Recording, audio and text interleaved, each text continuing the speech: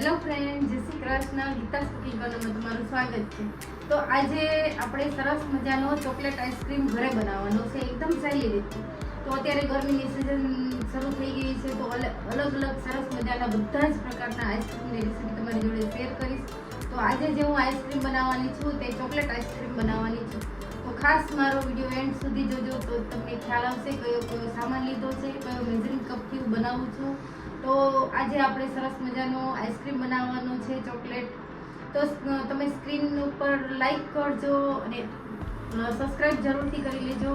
આજે સરસ મજાનો હું ચોકલેટ આઈસ્ક્રીમની રેસીપી તમારી જોડે શરૂ કરું છું. તો આજે આપણે ચોકલેટ આઈસ્ક્રીમ બનાવવાનો છે. તો ચોકલેટ આઈસ્ક્રીમ જ્યારે આપણે બનાવી છે ત્યારે મેઝરિંગ કપનો ખાસ જરૂર હોય છે.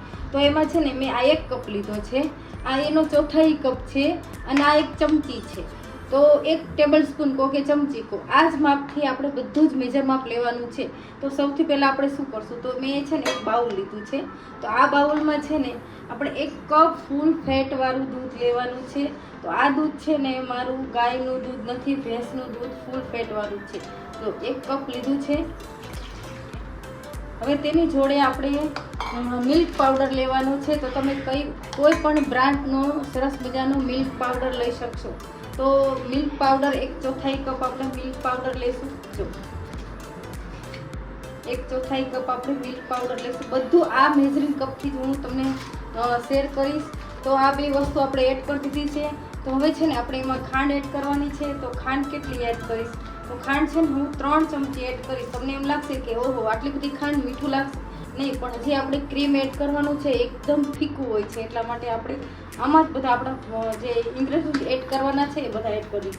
તો 3 ચમચ ખાંડ એડ કરી છે અને કોર્નફ્લોર લીધો છે. તો હંમેશા જે આપણે જે લિક્વિડ બનાવી છે એ ઘાટું બનાવવાનું છે. તો 1 ચમચી હું કોર્નફ્લોર એડ કરું છું. આટલું વસ્તુ ઉમેરી છે. હવે છે ને હું કોકો પાવડર ઉમેરવાની છું. તો કોકો પાવડર તમે કોઈ પણ બ્રાન્ડનો લઈ શકો. તો કોકો પાવડર આપણે 3 ચમચ આખી ભરીને ઉમેરશું, જો તો જ એનો સ્વાદ સરસ આવશે. આખી ભરીને 3 ચમચી ઉમેરી દઈશ. હવે છે ને આ બધું આપણે છે ને એકદમ સરસ મિક્સ કરી લેવાનું છે. તો અત્યારે છે ને મેં ગેસ ઉપર નથી ચડાવ્યું. તો આ રીતે હું સરસ મજાનું મિક્સ કરી લઈશ.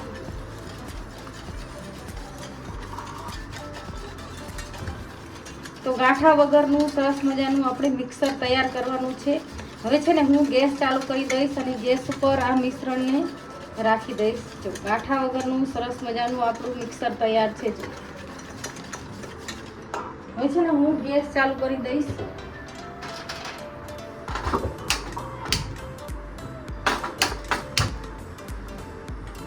તો આ ગેસ ઉપર આપણે ચડાવી છે ત્યારે સતત હલાવતા રહીશું. આ મિશ્રણને આપણે જ્યારે ગેસ ઉપર ચડાવશું ત્યારે સતત હલાવતા રહીશું અને એક જ ઉફાણો આવશે એટલે તરત જ ઘાટું થઈ જશે આ મિશ્રણ. તો અત્યારે ગેસને મેં થોડી ફૂલ રાખી છે.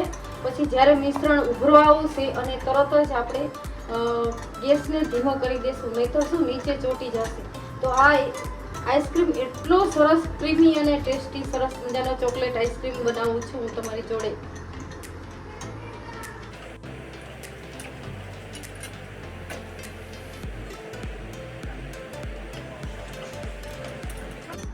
તો આજે આપણે સરસ મજાનો ચોકલેટ આઈસ્ક્રીમ તમારી જોડે શેર કરું છું અને એન્ડ સુધી જોજો. તો તમારો આ આઈસ્ક્રીમ જે હું બનાવું છું તમે ઘરે પણ સહેલાઈથી બનાવી શકશો.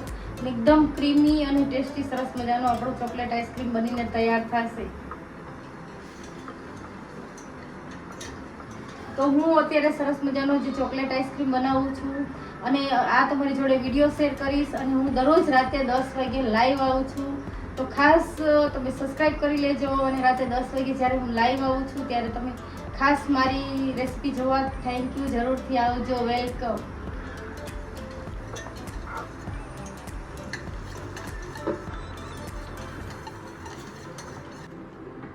તો આપણે જે મિશ્રણ બનાવ્યું છે કોકો પાવડર વાળું, જો એકદમ સરસ ઘાટું થઈ ગયું છે, તમે જોઈ શકશો. હવે છે ને આને આપણે સાઈડ ઉપર રાખશું અને ઠંડુ થવા દેશું.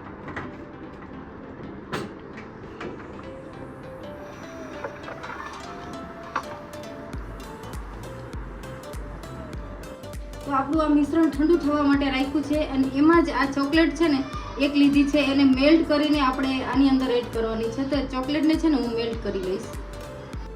મેં છે ને જ્યારે આપણે કેકની બનાવી છે ત્યારે વ્હીપ ક્રીમનો ઉપયોગ કરી છે. એ જ ક્રીમ મેં લીધું છે.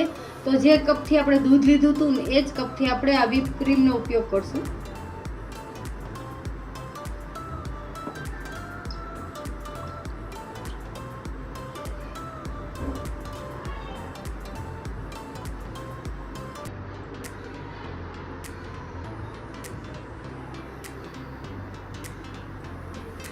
હવે છે ને આ ક્રીમને છે ને આપણે 5 મિનિટ સુધી આ રીતે સતત ફેટતા રહીશું.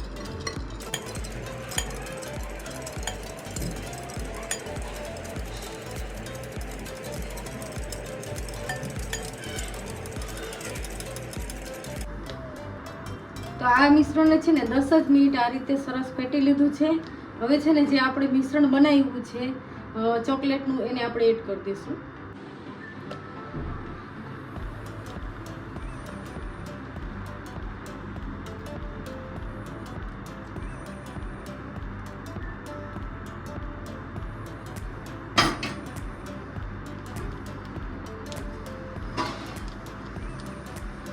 પછી આ બધા મિશ્રણને સરસ આપણે મિક્સ કરી લઈશું આ જ રીતે.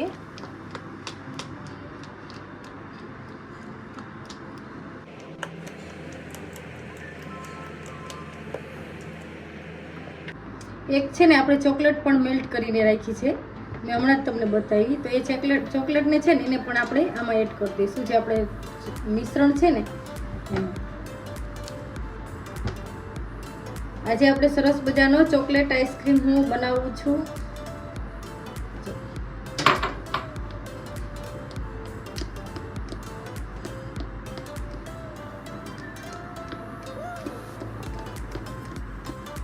થોડા છે ને આપણે ચોકલેટના જે ચિપ્સ આવે છે ને તેને પણ આપણે એડ કરશું અંદર. ને છે ને આ બધું મિક્સ કરી લઈશું. હવે છે ને જે આપણે ચોકલેટ આઈસ્ક્રીમ બનાવવા માટેનું મિશ્રણ છે ને સરસ તૈયાર છે. તો આપણે છે ને એક કેક ટીન લીધું છે. કોઈ પણ આવું તમારે પ્લાસ્ટિકનું હોય કે એલ્યુમિનિયમનું લેવાનું, કાચનું કે એવું નહીં લેવાનું બને ત્યાં સુધી. તો આમાં સરસ મજાનો આપણો આઈસ્ક્રીમ જામી શકે. તો હવે છે ને આ મિશ્રણને આપણે અંદર એડ કરી દઈશું.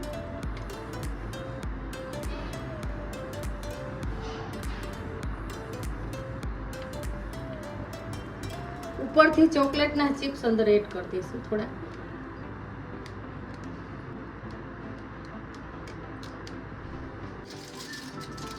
ઉપરથી છે ને સિલ્વર કાગળથી આપણે પેક કરી દઈશું.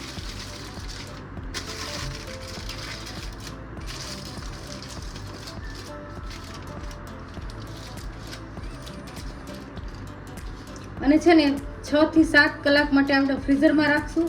અને જો મેર પડે તો આખી રાત પણ આપણે રાખી શકાય.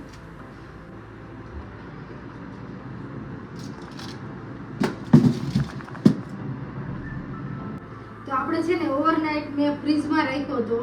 અત્યારે બીજો દિવસ થઈ ગયો છે. તો આઈસ્ક્રીમ છે ને મેં ફ્રીઝમાંથી બહાર કાઢી લીધો છે. તો આને આપણે ઉપરથી સિલ્વર કાગળ ફિટ કર્યો છે તેને આપણે ખોલી લઈશું.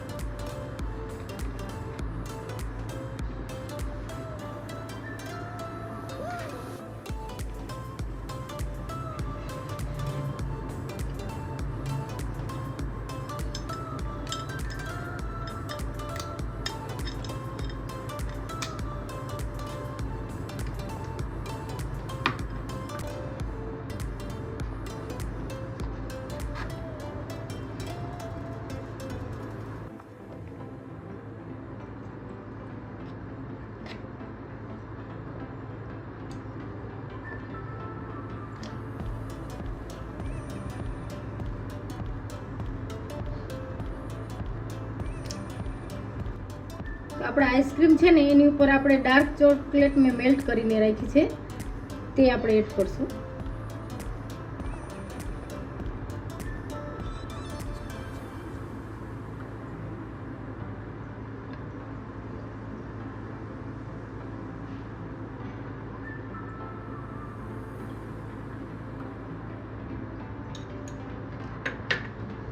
અને ચોકો ચિપ્સ છે તેને પણ આપણે એડ કરી દઈશું થોડા.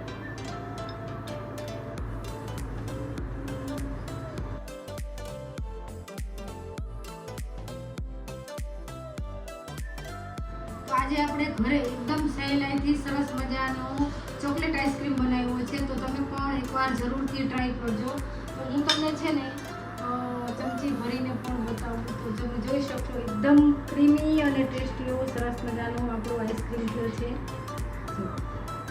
તો જો મારી આ સરસ મજાના ક્રીમી અને ટેસ્ટી એવો સરસ મજાનો મેં ચોકલેટ આઈસ્ક્રીમ બનાવ્યો છે. જો મારા આઈસ્ક્રીમની રેસીપી ગમે તો લાઈક, શેર અને સબસ્ક્રાઈબ જરૂરથી કરજો. Thank you.